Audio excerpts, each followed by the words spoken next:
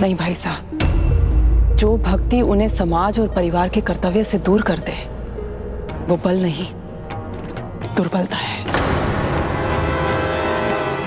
अपने मंत्रियों और सलाहकारों के मन के भाव पढ़ पा रहे हैं ना भाई साहब। ये अच्छी बात है कि आप मीराबाई साहब का सहयोग करते हैं, किंतु भाई साहब ये सहयोग ऐसा भी नहीं होना चाहिए कि आपके अपने ही परिवार की आन पर कालिख पोत दें, ग्रहण लगा दें, कि आपके अपने ही परिवार की आन पर कालिख पोत दें, ग्रहण लगा दें।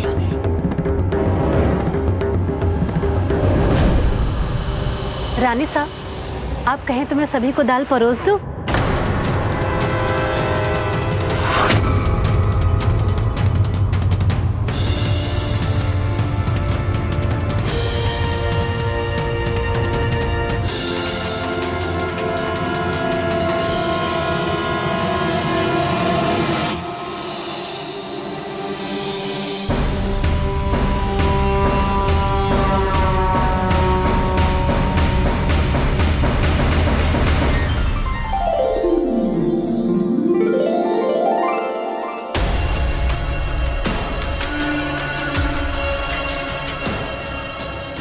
बिंदिया, लगता है तुम्हारे लिए कुछ बचने वाला नहीं।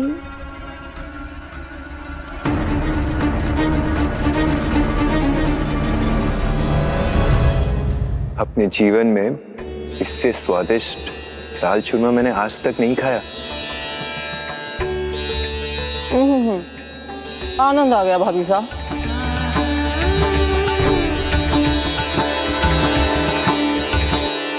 सबने तो चक्कर देख लिया है, अब मैं भी तो देखूं कि ऐसा क्या स्वाद है रानी सा के भोजन में।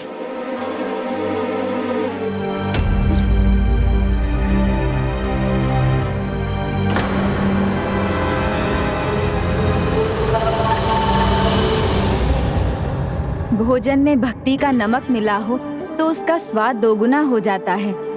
जिस भोजन की सब सराहना कर रहे थे, दरअसल वो तो प्रभु को चढ़ाया हुआ भोग था, जो अब प्रसाद बन चुका था। और प्रसाद कर्मों के अनुसार जिसके भाग्य में होता है उसे ही मिलता है।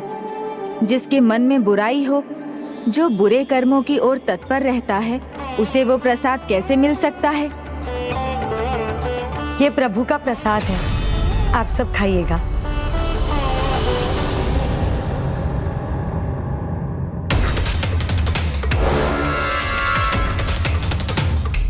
मैं तो खड़ी रह गई, मुझे किसी ने न भोजन दिया और न प्रसाद।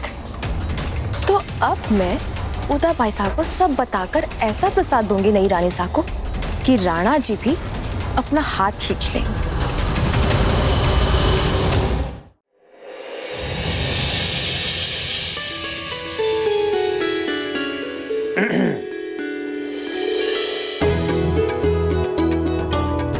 धन्यवाद,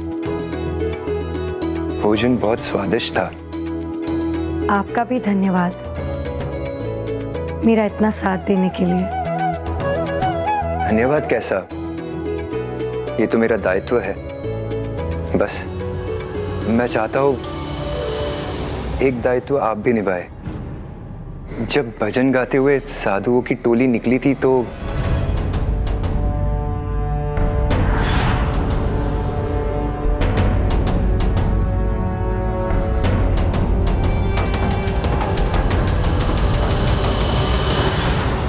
तब जो हुआ, आप अपनी भक्ति भाव में बह गई थी, ये मैं समझता हूं, किंतु दूसरे नहीं समझेंगे। आपका बावलापन समझेंगे इसे। मुझे गलत मत समझिए, मैं आपके भक्ति भाव में सदा आपके साथ रहूंगा, किंतु आपको भी इसका ध्यान रखना होगा। आप जो भी करे उसे परिवार के मान को हानि नहीं पहुंचनी चाहिए। इसलिए आपको अपने आप को कुछ हद तक सांसारिक मर्यादाओं की सीमा में बांध कर रखना होगा।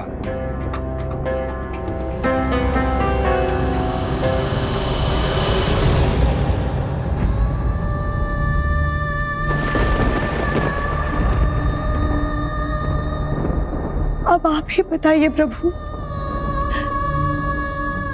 अपार भक्ति को भला मैं सीमा में कैसे बांध लूं? सांसारिक मर्यादाओं से परे है आपकी भक्ति। अब आप ही अपनी मीरा की पीड़ा समझिए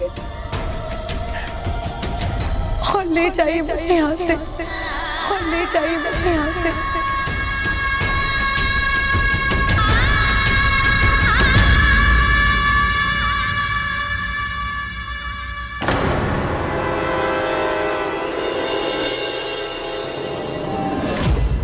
आज सच बताकर ही रहूंगी मैं उदा बाईसा को।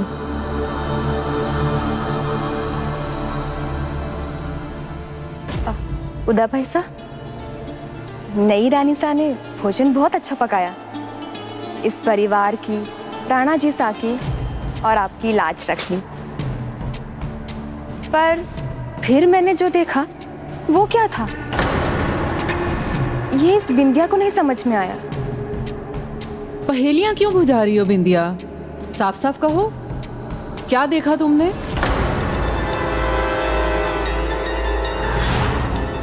पीड़ा तो सिर्फ आपकी है प्रभु।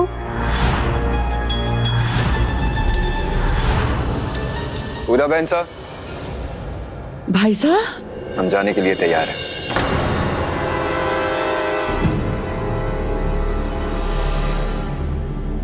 उदा बहन सा, आप कुछ भूल तो नहीं रही? शुभ कार्य के लिए जा रहा हूँ, मेरा तिलक नहीं करेगी?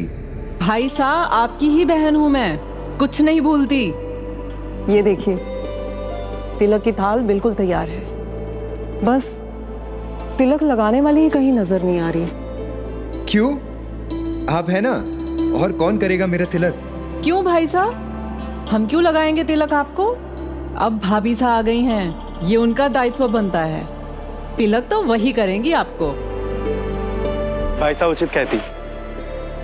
हमने बताया तो था भाभी सा को कि आप संधि वार्ता के लिए जाने वाले हैं, पर लगता है शायद वो भूल गई।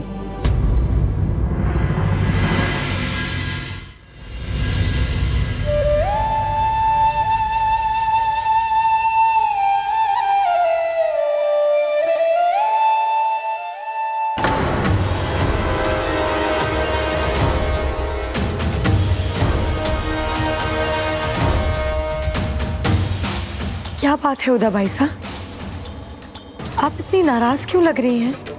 हमने आपको बताया था ना, भाई साहब संधि वार्ता के लिए जाने वाले हैं।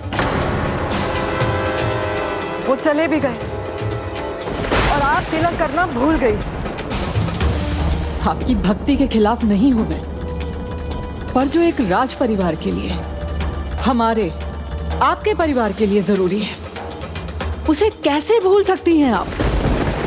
संसार में हमें सभी रिश्ते नातों को महत्व देना चाहिए, उन्हें निभाना चाहिए। परंतु आप तो केवल अपने गिरधर गोपाल से ही नाता निभा रही हैं भाभी साहब।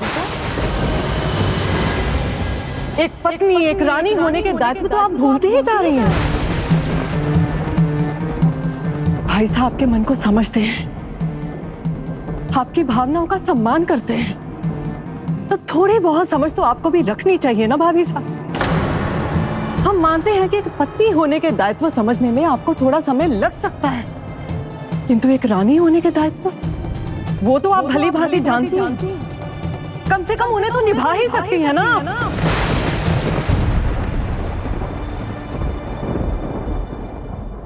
मैं प्रार्थना करूंगी अपने गिरधर गोपाल से कि राणा जी जिस कार्य से गए हैं उसमें वो सफलता पा सके।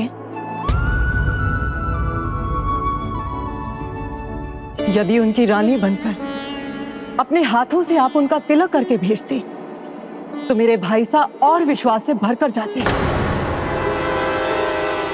अब आशा करती हूं कि आपके गिरधर गोपाल मेरे भाई साहब को सुरक्षित रखेंगे, क्योंकि अगर मेरे भाई साहब को कुछ भी हुआ ना भाभी साहब, मैं आपको कभी माफ नहीं कर सकूंगी। माफ नहीं कर सकूंगी।